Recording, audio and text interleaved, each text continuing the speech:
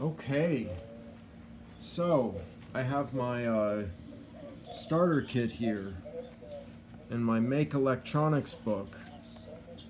Let me show you what the starter kit has all in it. Whoa! Bunch of interesting things that I know nothing about. So I got the book. Now the next step for me is to buy a multimeter or multimeter. And I don't know which one to buy. This one costs hundreds. This one costs 20s. I don't want to get a crappy one. I don't really care too much. But that's where I'm at right now. And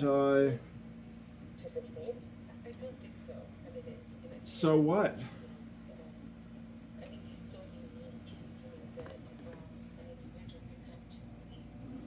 This is an explanation of what all the things are.